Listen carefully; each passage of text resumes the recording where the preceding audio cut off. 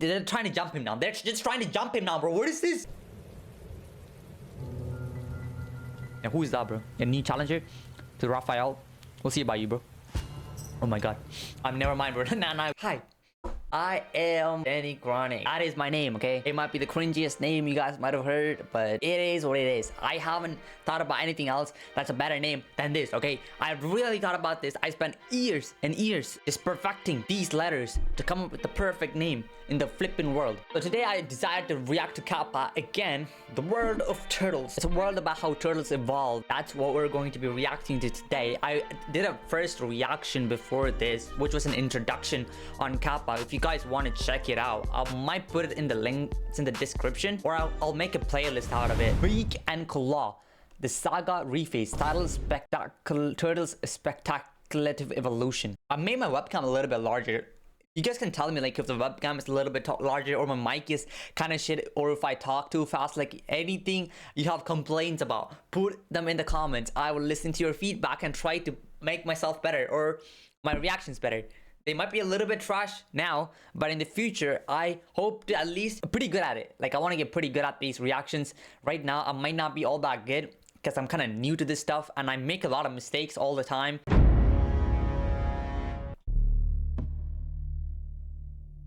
Welcome back to Kappa, the world of turtles. This video is going to be the start of a short series, mostly focusing on the life of an individual animal, with some background info on the world that they inhabit.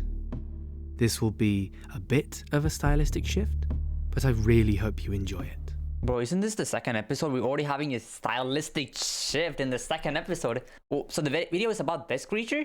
It looks pretty cool, not gonna lie. This looks like a dragon, bro. I mean, this is the Snapping Turtles evolution. It looks like a snapping turtle combined with a dragon, low-key. 6.4 million years have now passed since life was first seeded on Kappa. Damn! It is the end of the beginning.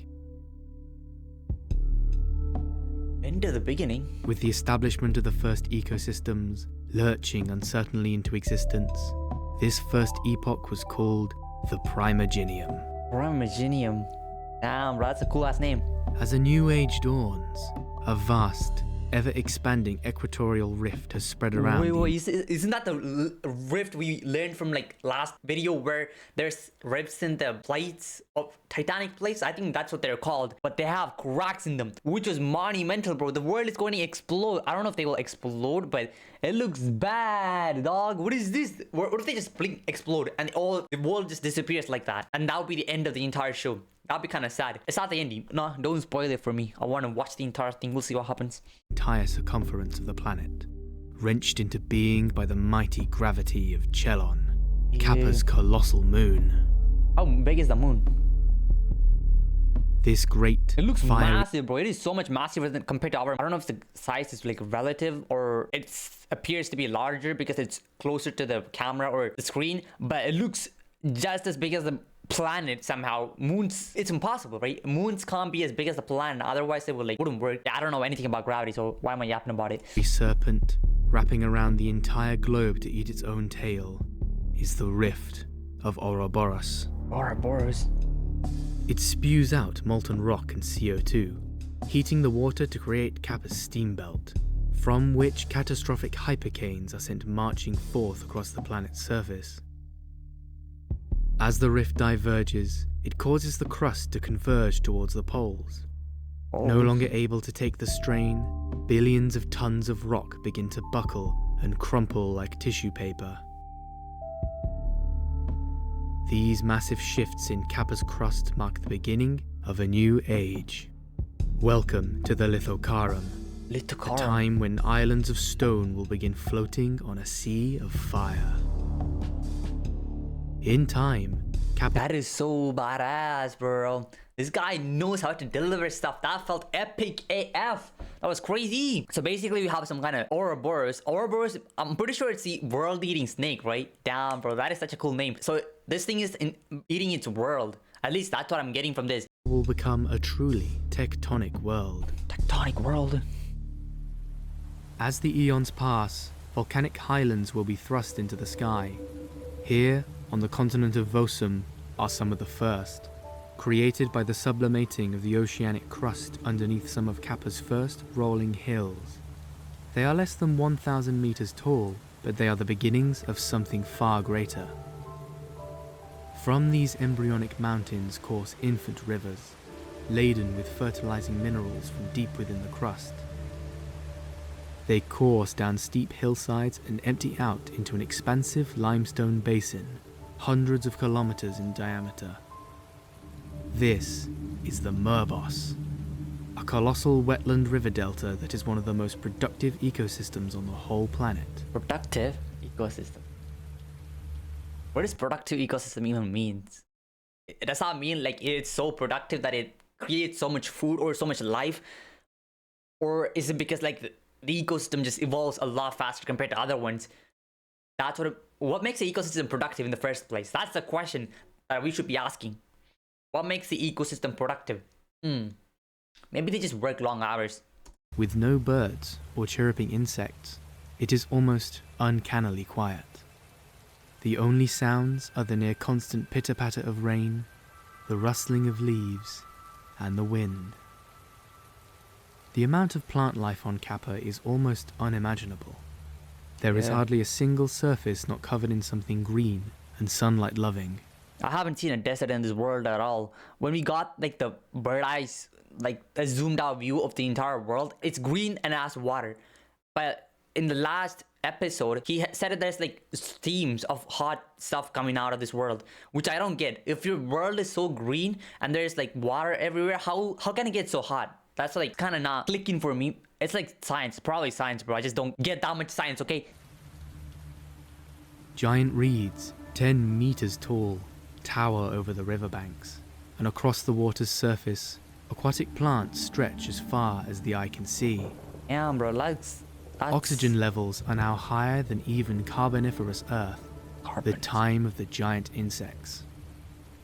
On a more normal world, the feedback mechanisms... Wait, is this the ocean? I actually saw like lakes covered by plants like these before. I seen them before, but oceans being covered by them, bro, that is some crazy work. I seen like this in real life, so I'm not like that impressed by it, but like covering oceans with these kind of plants is actually crazy work. Wait, does that mean like the insects are gonna get so much larger? He just said the oxygen level on this planet is significantly higher than the Carboniferous period or whatever it's called. I don't know the exact name of the period, okay? I know when there was a lot of oxygen in the earth, the insects just got humongous, massive, matter of factly. So we have butterflies in this world, right? And they're already pretty massive. The last time I heard about them, they were massive AF. So are they gonna get like even more massive than they already are? Or what about the turtles? Does the high oxygen level affect the turtles too? I don't know. There's a lot of questions we have right now. Oxygen-devouring forest fires would prevent concentrations above around 35%. But Kappa's waterlogged surface largely stops these, meaning that oxygen levels now reach over 40%. At such high concentrations, the air would eventually be toxic to any human visitors. Yeah. But it means that insects can reach enormous sizes. I told you! Giant butterflies as large as birds. I told you guys, the butterflies are going to get humongous. They're going to be like a dragon. Like that big, like massive. Massive. Like they will be the size of mountains or clouds.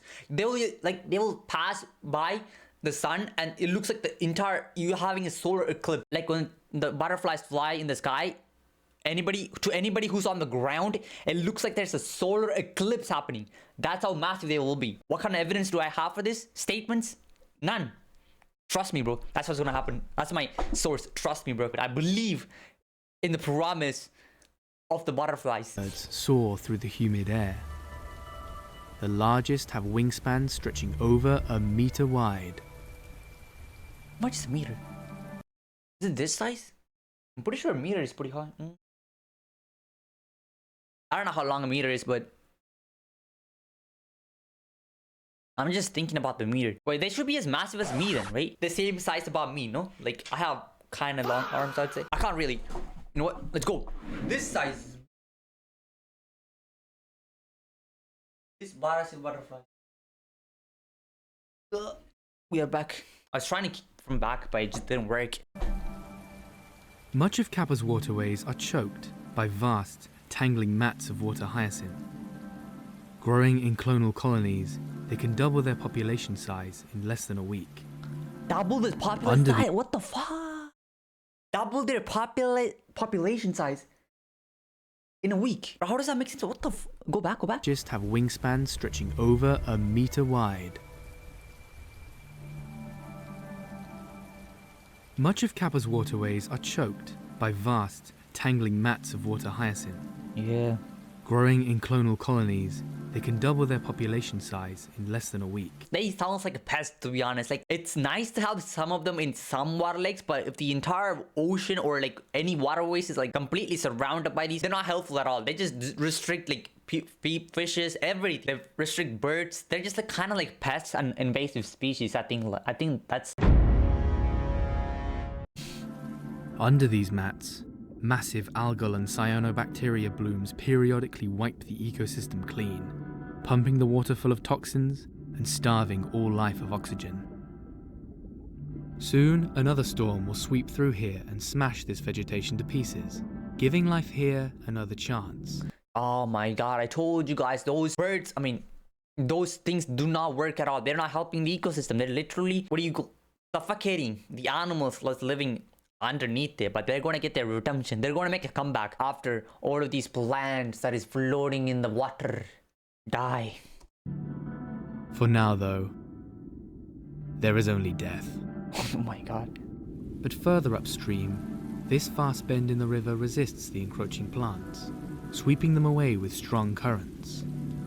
And in these dark, murky waters, evolution has gone into overdrive.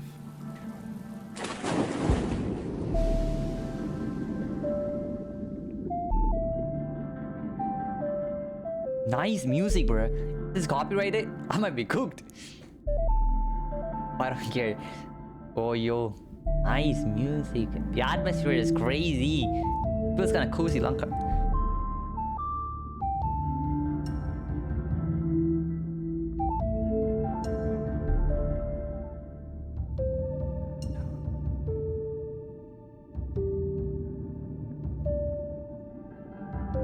Yo, that turtle is massive, bro. Wait. This is this our main character? A giant semi-aquatic. Yo! I told you guys last time, I love massive creatures, bro. I love massive creatures. This guy's the main character. He looks OP AF. Look at this guy, bro.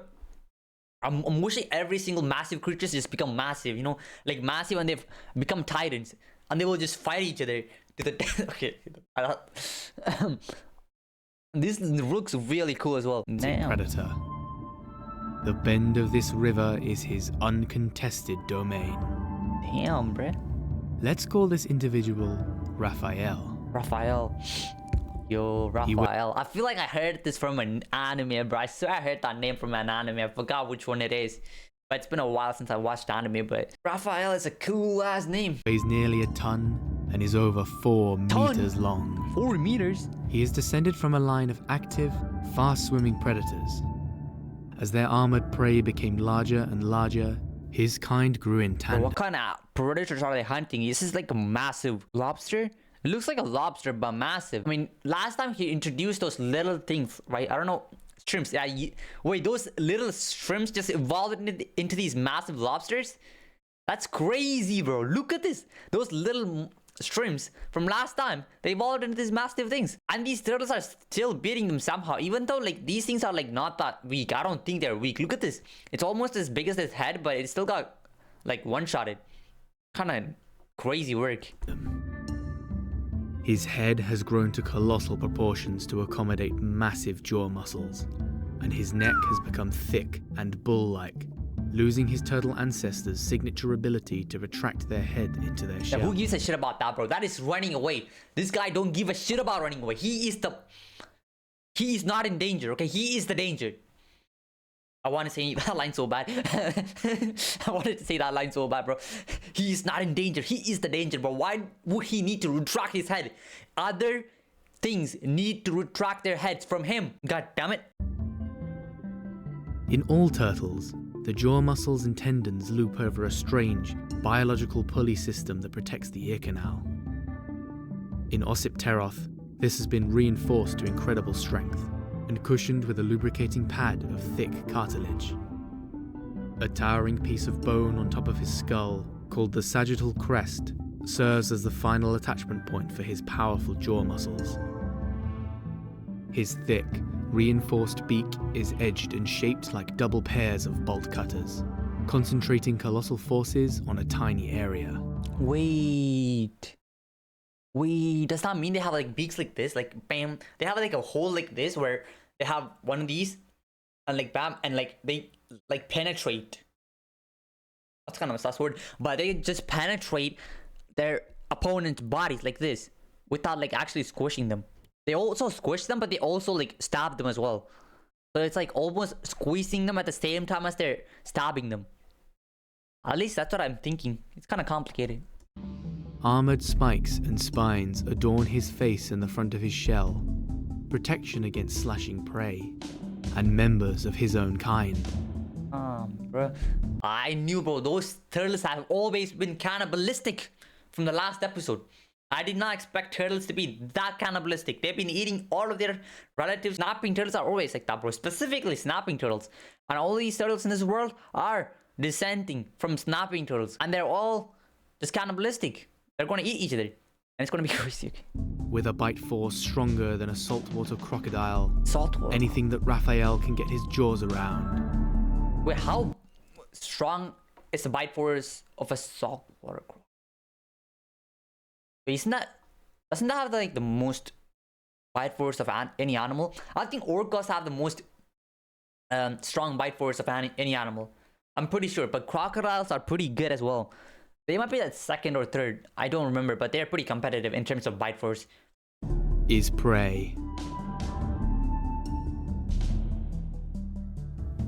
Although Raphael spends most of his time in the water, he must still occasionally crawl back onto land to warm himself in the sweltering air and digest his meals. Raphael needs a sunbath too. He does not only need water bath, he also needs sunbath. It's gooder for you. It's gooder for you. What is that word, bro? I'm just making up words now. Despite his great size, he is still not yet fully grown. Whoa.